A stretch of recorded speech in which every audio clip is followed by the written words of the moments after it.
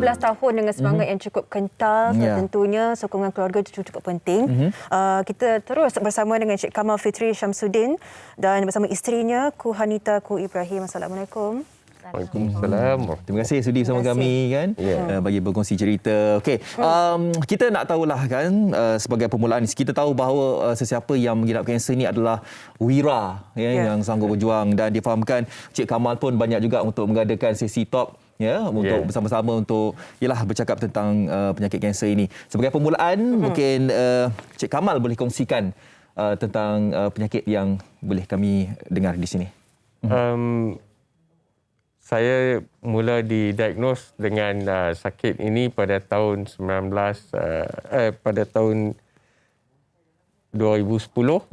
di mana saya dapati ada satu ketulan di kepala, dan setelah dibuat pemeriksaan didapati ianya sejenis ketumbuhan. Jadi doktor menasihati untuk melakukan pembedahan dengan segera. Jadi kita terpaksa memotong tempurung kepala untuk membuang ketumbuhan tersebut. Dan kemudiannya dia berulang pada 2010. Terpaksa membuat pembedahan lagi sekali di kepala juga. Pasal pada masa itu dia agak memberi satu tekanan lah kepada saya, sebab kita daripada sihat tiba-tiba terpaksa operate, terpaksa itu, dan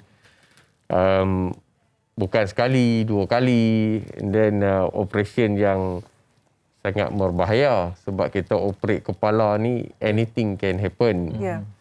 Jadi selepas daripada itu saya di refer kepada hospital besar Pulau Pinang, di bawah jabatan hematologi, kepada Datuk Dr.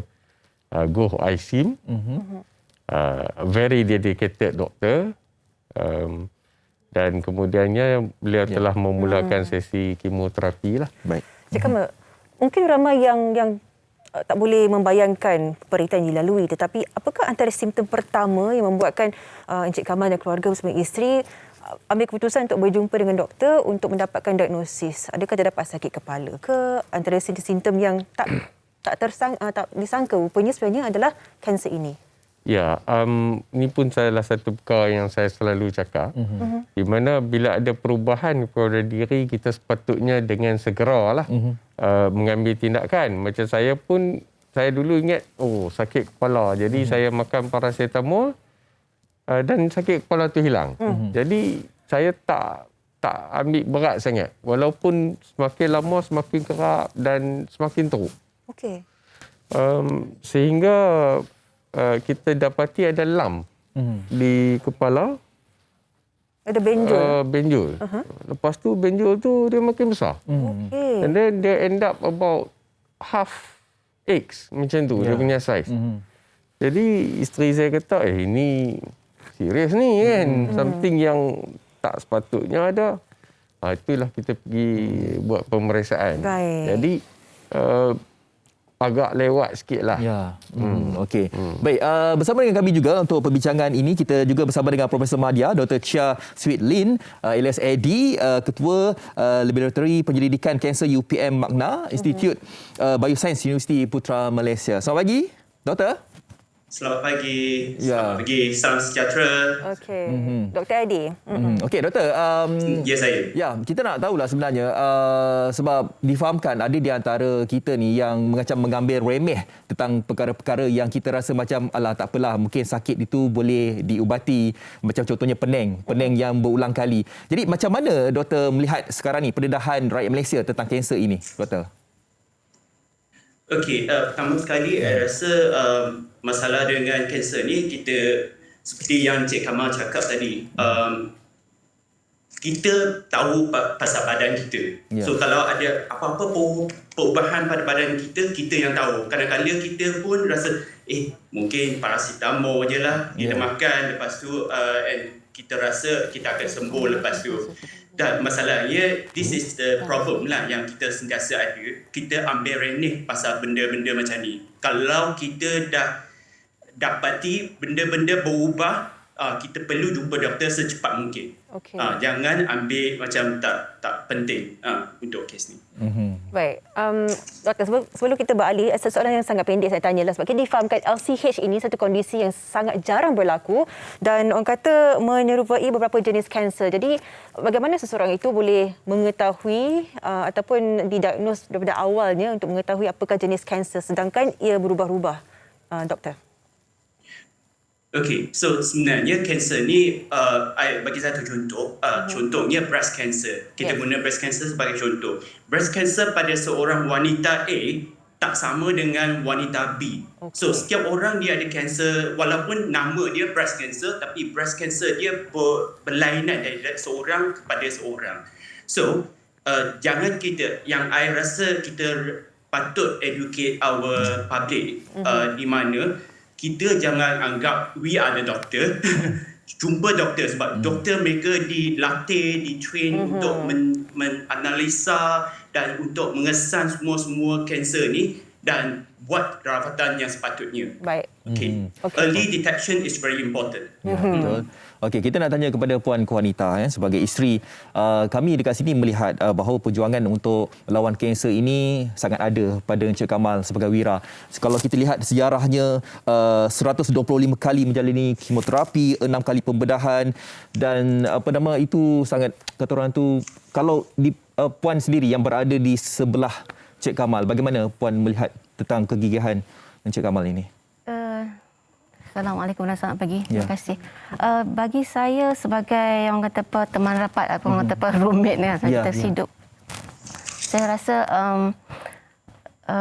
kita sebagai penjaga sebenarnya kena kuat lah. Ya. Sebab kalau kita tak kuat, kita akan menyebabkan pesakit akan rasa lagi depres kan. Okey, betul. Jadi dan sebenarnya Cik Kamal dia lebih kuat dari saya sebenarnya.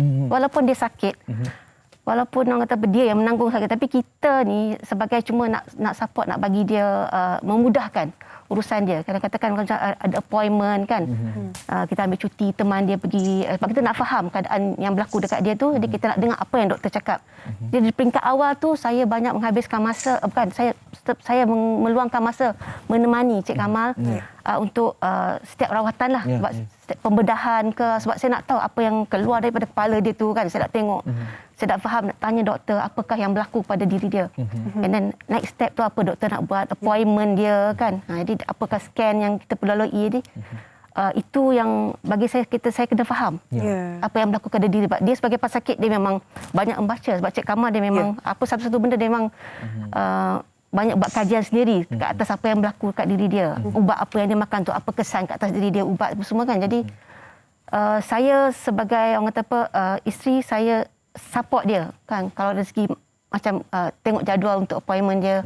Jadi kita kena macam kata apa memudahkan untuk dia nak pergi appointment, nak pergi jumpa doktor kan. Jadi saya akan ambil cuti, anak-anak pun banyak membantulah.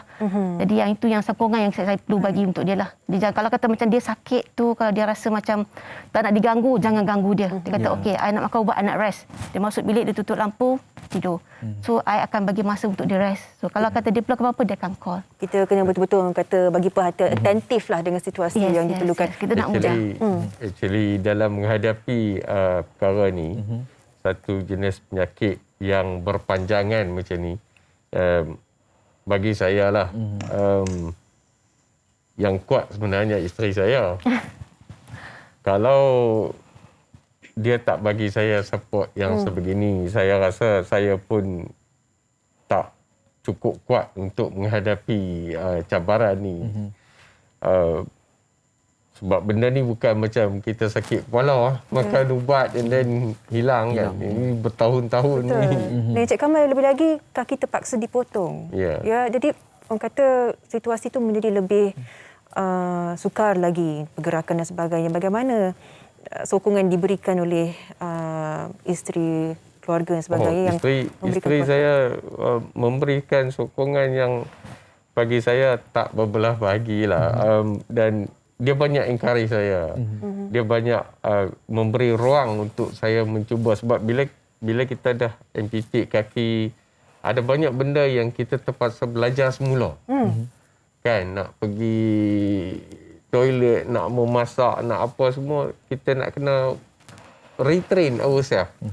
So saya perlukan ruang, tapi pada masa yang sama saya juga perlukan bantuan dan isteri saya bersama dengan anak-anak. Peranan isteri itu ialah dia bawa anak-anak saya sekali untuk membantu saya dan menceriakan. Itu paling penting sekali. Sumber kekuatan itu. Ya. Ya. Okey, doktor, sebagai kata orang tu penutup untuk program kita ataupun segmen kita pada pagi ini, mungkin doktor boleh kongsikan saranan doktor lah kepada masyarakat umumnya untuk yalah bersama-sama untuk kita mencegah daripada penyakit kanser ni. Silakan doktor.